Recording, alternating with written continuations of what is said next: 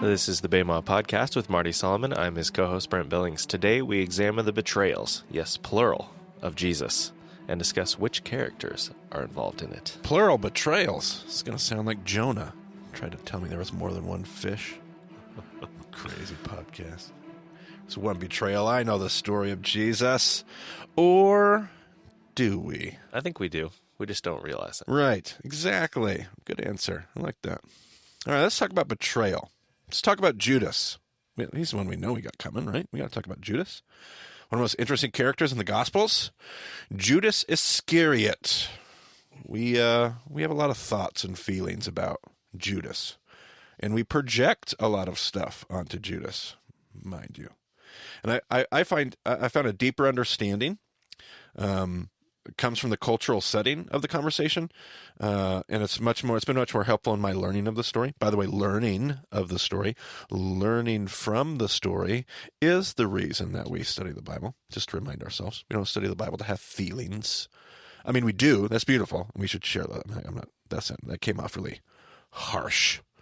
Feelings are fine. I'm not trying to make this cold. But we study the Bible to be provoked. We study the Bible to be changed.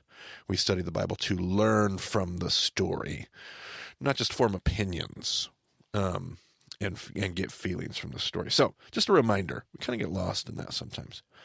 I think learning about the person of Judas is what brings a little bit of humanity to the story, particularly of Judas. Not that I'm going to try to save him here necessarily. That's not where I'm headed. But it brings humanity to Judas, brings humanity to the disciples, brings humanity to the story of Jesus' betrayal. We don't know a whole lot about Judas from the text until the last week of Jesus' life. We know that Judas was some of the things we know before that. We know that Judas is in charge of the money.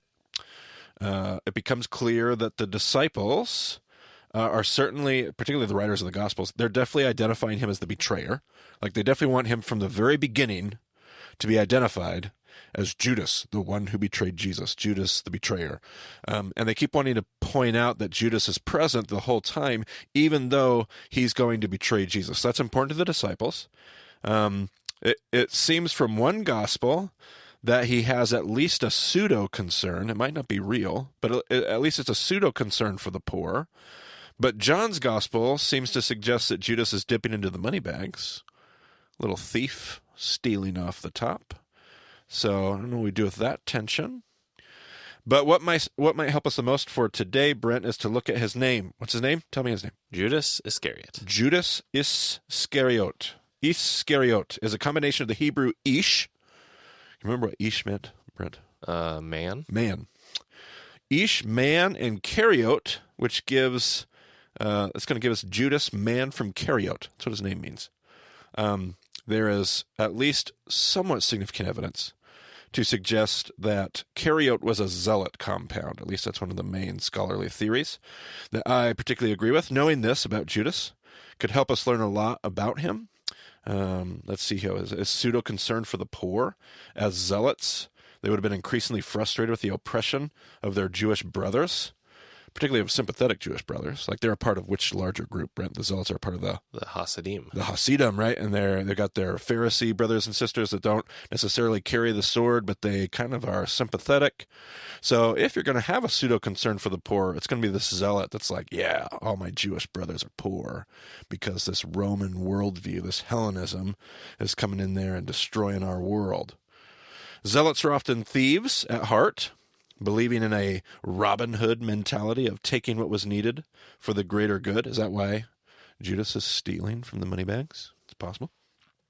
I can imagine Judas immediately volunteering for the job of treasurer, in contrast to the nasty tax collector. Like if Jesus is like, all right, we're going to need somebody to take care of the money, and Judas looks over and sees Matthew over there starting to raise his hand. He's like, I'll do it. I got it, Jesus. I'll take care of it. I'm not going to let that tax collector do it. You know, I was just thinking of what was the lady who was the wife of the treasurer for Herod? Oh, let's see. I want to say Joanna. Joanna? Yes. Or Clopas? Well, Clopas, that's the other one. You want Chuza is the name you're thinking of. Joanna, the wife of Chuza. Yes. So anyway, if they're walking around with a bunch of Herod's money, then it would kind of make sense that Judas would be taking that money and giving it back to his Ooh, I didn't Jewish think brothers. about that. Absolutely. All this, by the way, somewhat speculation, but based on good assumptions, I think. But yeah, I didn't even think about that. Yeah, if this money is being, this funding of Jesus' ministry, and Brent is referencing here Luke chapter 8, verse 3, talks about the women that are supporting Jesus. There's these 3 women. They're bankrolling Jesus' ministry. One of them, her name is Joanna, along with Mary Magdalene and another gal named Susanna.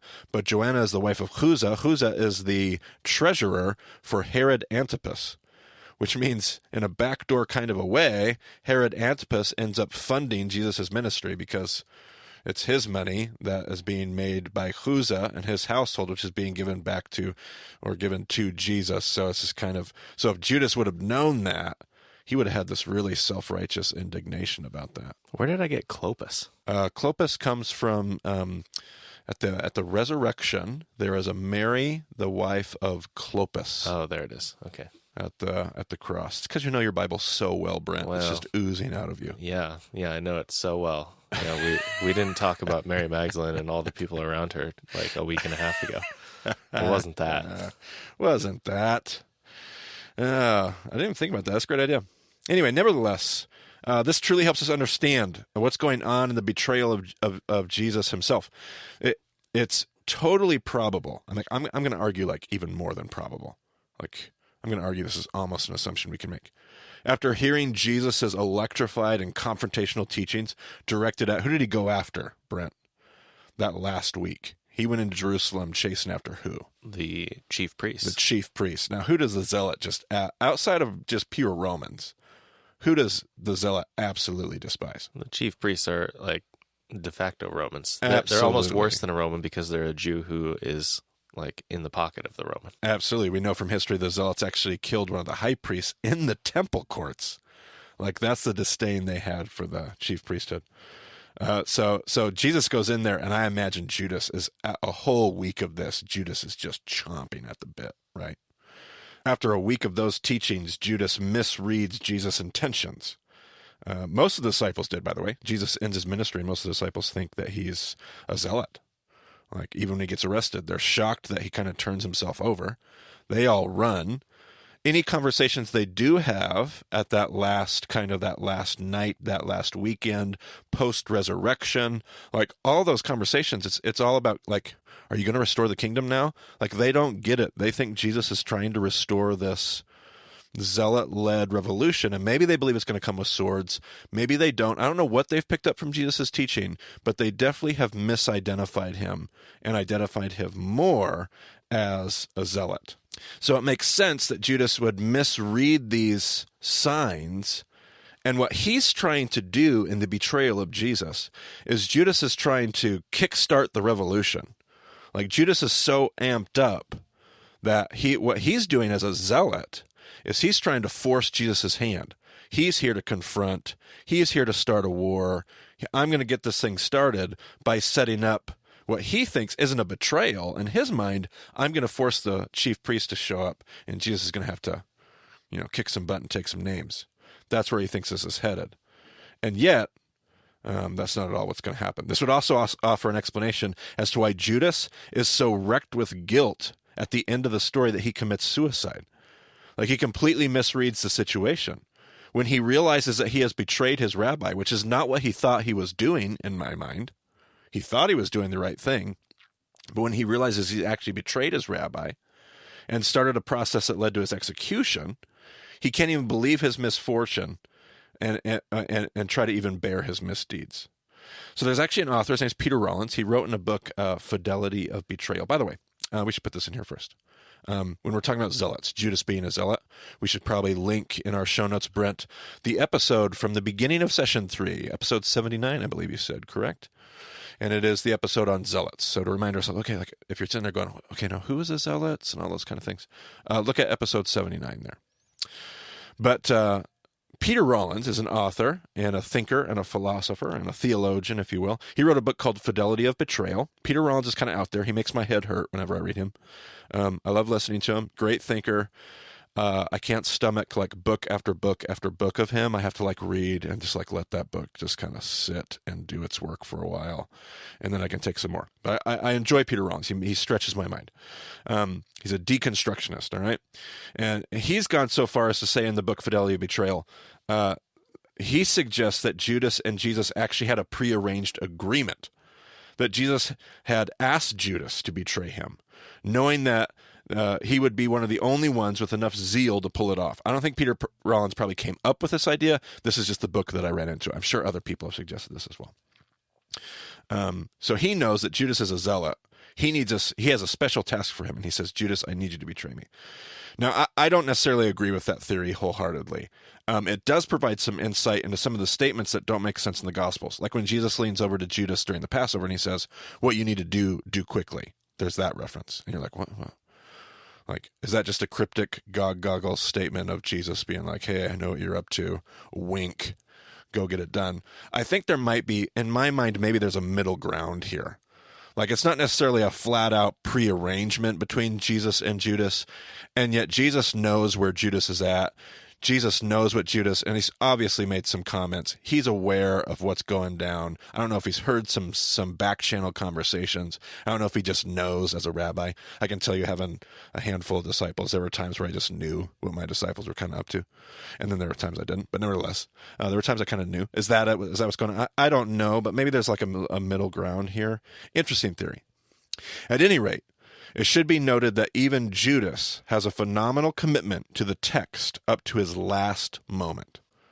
If you're like, wait a minute, what? Have you ever considered why Judas throws his silver coins into the temple? By the way, how does he get into the temple? The story kind of has him doing that in the middle of the night. The temple is closed until the opening hours. The temple gates are closed. If we actually believe it, the text says he threw them into the temple. Like, not just on the Temple Mount, not just in the temple courts. Like, he throws them into the temple. He had to have broken in there into a super sacred holy place to get the coins into the temple, which is a very zealot thing to do, by the way. So also, remember, they killed the high priest on the Temple Mount, in the temple courts. Like, they know that is totally something they would do. You don't just run into the temple at night, let alone during the day. Of course, zealots were known for storing the temple courts and assassinating priests that they served. Considering the words of Zechariah, you have Zechariah. Consider these words. He's going to denounce the shepherds. So consider the context here. Zechariah is denouncing the shepherds. Now, who would the shepherds be in Judas's mind, Brent? The priests. The priests, the chief priests, right? So the context of this passage is very important. So Zechariah is giving a condemnation, a prophecy against the shepherds, and you're going to be reading from where? Zechariah chapter 11. The flock detested me, and I grew weary of them, and said, I will not be your shepherd. Let the dying die, and the perishing perish. Let those who are left eat one another's flesh. Then I took my staff called Favor and broke it, revoking the covenant I had made with all the nations. It was revoked on that day, and so the oppressed of the flock who were watching me knew it was the word of the Lord. See, I think Judas, he's reading these words from Zechariah. He's memorized. He knows these words from Zechariah, and he's like, yeah, those stinking, I'm going to break my staff called Favor. They no longer have God's favor. Go ahead. I told them, if you think it best, give me my pay, but if not, keep it. So they paid me 30 pieces of silver. Okay, now how much did Judas get paid? 30 pieces of silver. No, I don't know if I almost have to believe that the Sadducees, the chief priests knew. There has to be a tongue-in-cheek reference to this passage. Judas is seeing this passage one way. The chief priests are saying this passage another. But this fits his... Now, what does it say next, Brent? Go ahead. And the Lord said to me, throw it to the potter, the handsome price at which they valued me.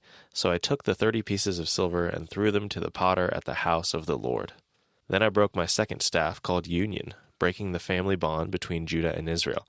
Then the Lord said to me, take again the equipment of a foolish shepherd, for I am going to raise up a shepherd over the land who will not care for the lost, or seek the young, or heal the injured, or feed the healthy, but will eat the meat of the choice sheep, tearing off their hooves. Woe to the worthless shepherd who deserts the flock. May the sword strike his arm and his right eye. May his arm be completely withered, his right eye totally blinded. All right, so why does he throw these 30 pieces of silver into the temple?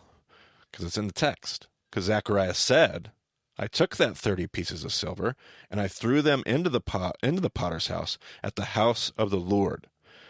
And then this whole thing ends with that little condemnation. Woe to the worthless shepherd who deserts the flock.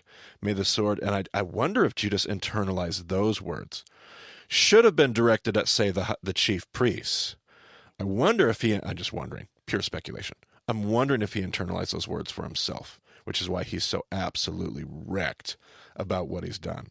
So he does that because of the text.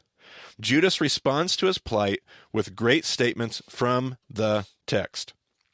How badly we need to know our Bibles in order to understand truly the parts that we do read. Like, I think we just think, oh, he wanted to throw the money back at the priests. Like, none of us have realized until Ray pointed that out to me. I never knew that was already in the text. Like, the story was already written in Zechariah. And this one's a pretty easy one. Oh, gosh. In the English, you can clearly find this connection. So, yeah. But we just think like, oh, he wanted to give the blood money back, so he threw it at the temple because that's where the priests are. No, it's in the text. I continue to be struck by the realization that Jesus' disciples thought they were staging a zealot-like rebellion the entire time. This wasn't just Judas' error. Make no mistake about it. Up until Jesus' crucifixion and even after, the disciples are waiting for the great revolution. They think their rabbi is a zealot of some kind. Of course, it's easy to see how you might make a few of Jesus' teachings and believe that when he says, I came to not bring peace but a sword, all those kind of things. But there's only a handful of statements, and we took time to look at those as we went through Matthew at least. Those are usually remezas, hinting back at other prophecies. But maybe if I'm a disciple, I definitely hear those things as I want to hear them. Totally, totally human. In fact, it's kind of my point. It makes me wonder how often I misread the intent of Jesus. It makes me examine how often I might misunderstand what Jesus is trying to do in the world because of how I choose to hear some of his teachings while ignoring the text. I continue to be challenged by the story of Judas. This just happens all the time. You can know a teacher so well and hear their teachings, but you think you know what the teacher is doing, and yet you're getting those things wrong. I'm having this conversation with a person in my life. I'll put it that way. And this person thinks that they know like what I'm saying. And it's so tricky for me because I'm not saying that. I'm saying like the opposite of that. And they keep asking me like, well, why won't you say this? And what I want to say is because I'm clearly not saying that. I'm saying the opposite thing. But they keep hearing the opposite through their own lens. Like, I wonder if Jesus sat there and went, but I'm not trying to stage a revolution. I've just spent the last 3 years arguing for loving your enemies. Like, how can you be hearing this any other way? And yet they do. And even in my world, I can appreciate that because I experience that right now. People listening to the podcast saying, okay, that's fine, but you need to say this. And I'm sitting here going, no, actually, I'm saying the opposite of that. And I'm trying to say it very clearly, albeit gently. And so this is just a really real thing. And I think we do it not just with Marty's podcast. Who cares about that? I think we do it when we read our Jesus. If the disciples did it, I think we have to be careful that we're not in danger of doing that very same thing. But you said betrayal, Brent, or betray? Betrayals, plural. Plural. Interesting. Because what's interesting here is Judas is clearly the betrayer. I'm not going to take anything away from that. The gospel writers are super clear about that. In fact, they're almost too clear, Brent. Like, the gospel writers don't go out of their way to say things that are obvious. Like, if there's anything we know about the Bible, that's not how the Bible works. And yet every single time the gospels write about Judas, or I shouldn't say every single time, at least half the times, we should actually go back and count, at least half the times they mention Judas, that could be interesting. They mention that he's the betrayer. They identify him as the betrayer. And you're like, okay, I get it. It's certainly not uncommon. Right. It is almost, when he's mentioned, it's like, the betrayer. It's awkwardly often, I'll put it that way. And you have to start to ask yourself, why are the gospel writers doing that? And I think it's because if you're reading this story from a Jewish perspective, you do not identify Judas as the betrayer. I just told you that Judas misread Jesus, but he was trying to do what, Brent? He was trying to do the right thing. He's trying to do the right thing. Now listen, let's just think like rabbis and disciples for a moment. Let's just think rabbinically. Rabbinically speaking, if you're a disciple and you're trying to get it right, but you get it wrong, that's totally fine. That's a part of the learning process. Now listen, you can get it really, really wrong, and Judas totally did. Like, as in, got his rabbi killed wrong. So I'm not taking anything away from that. But you can make mistakes. But if your intent is that you're trying to do what the rabbi is asking you to do, that's not a betrayal. There's no problem there. You're just making a mistake and you're screwing it up and you're a really bad student, but that's not a problem. But let me tell you something. If you hand this story to an Orthodox Jew without Judas Iscariot being identified as the betrayer, and you tell them there's a betrayer in this story, who is it? I promise you they don't come back with Judas. They come back with Peter, because Peter does something that is absolutely, you don't come back from Peter's mistake. You can come back from Judas's mistake over and over again. You do not come back from Peter's mistake. Peter's is a true betrayal. So after running from the Sanhedrin's arrest on the Mount of Olives, John uses his connections with somebody, presumably a servant of the high priest's household. John, the disciple John, probably has some connections to the chief priest family, to get them into the private grounds of Jesus' trial. Remember, it was at where, Brent? We talked about this last week, or last podcast. Caiaphas's His house. His house. And there was a courtyard, right? And that was in the podcast that we linked to the Sadducees, I believe. We had that presentation that we had there. As we've mentioned before, it should be noted that Jesus is not standing on a public trial in front of a formal Sanhedrin, but instead being tried informally and unjustly by the mafia-style Sanhedrin meeting at the high priest's house. This is clear from the text. We are told that Peter is in the courtyard, hanging out with those who are warming themselves by the fire, while all the commotion is happening inside. Who would those people be that Peter's around? I would assume a lot of servants. Not your head patriarchs. Maybe, I don't know where the women and children are, but the family, just all those, if you imagine like these, like I picture Godfather in my head, like all these mafia-connected families gathering, and the men all go off to do business, quote-unquote business. It's probably everybody kind of else, and maybe a mixture of all those different groups of people. Women, children might be asleep, who knows? I don't know how it's operating. Servants, not the patriarchs, right? They're inside doing the trial. It's impressive to consider that John and Peter sneak onto the grounds of this house once we realize they are standing in the home of kind of that Godfather figure, like the head of the mafia. So they went from being scared and running away to really kind of putting their necks out here. And maybe they're trying to like stage a coup of some kind or get Jesus out. I don't know what they're thinking, but they are on enemy territory right now. As Peter has to keep a low profile, we have no idea what happens to John. He just, after getting them into the house, he kind of disappears. Jesus is persecuted and tried throughout the evening. As Peter is standing near the fire, he's confronted more than once about his identity. According to one gospel account, he even tries to leave the group and relocate and is still confronted about who he is. Eventually, exactly as Jesus predicted, Peter denies his association with the rabbi on trial inside, and we are told that he meets the gaze of Jesus himself as the rooster crows. In an eerie moment of the story, Peter rushes out of the courtyard to his home and proceeds to weep bitterly for what he has done. Not many of us catch the gravity of what Peter has just done. For a Talmud to publicly disassociate with the rabbi is unheard of in rabbinical discipleship. The truest form of a slap of the face of his teacher. In fact, on a lot of levels, if you read this story in context, it's tempting to think that Peter's denial is a much deeper betrayal than that of Judas. And I know for a lot of our listeners, it's going to be like, whoa, Marty, you're kidding me. I'm not rabbinically. Judas made his error while being misguided in his understanding of Jesus' mission, but Peter refuses to associate with his rabbi at all. One can see the significance of this moment by watching Jesus' interaction with Peter in the Gospel of John. After the crucifixion, Peter and the disciples have gone home and started working. What's Peter doing, Brent? He's fishing. He's fishing. He's gone back. Peter understands that his time as a disciple is over. Like he has forsaken the rabbi, and this is a cardinal offense. He's no longer a Talmud. He went back to fishing because that was his trade. This is also how the others would have seen it. It's interesting to realize that without the account of John's, just think about this, Brent. Without John's gospel, we would know very, very little, hardly anything at all of what happens to Peter outside the book of Acts. Like just from the Gospels, the other Gospels stop recording Peter's story of his denial. Can you imagine before the Gospel of John was written?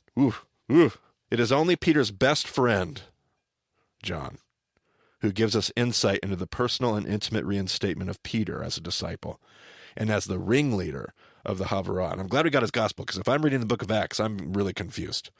Like, how did Peter get back in here? Man. Consider this passage. You got a passage from Mark, the very ending verses of what I like to call the real Mark. Not that pseudo ending, not the false ending of Mark. Give me the address here. Mark 16, verses 4 through 8.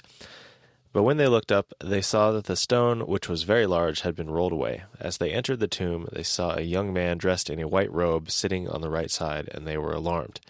"Don't be alarmed," he said. "You are looking for Jesus the Nazarene, who was crucified. He has risen. He is not here. See the place where they laid him. But go, tell his disciples and Peter. He is going ahead of you into Galilee. There you will see him, just as he told you." Trembling and bewildered, the women went out and fled from the tomb. They said nothing to anyone because they were afraid. Now, I cannot emphasize this line enough. Go tell the disciples and what, Brent? And Peter. And Peter.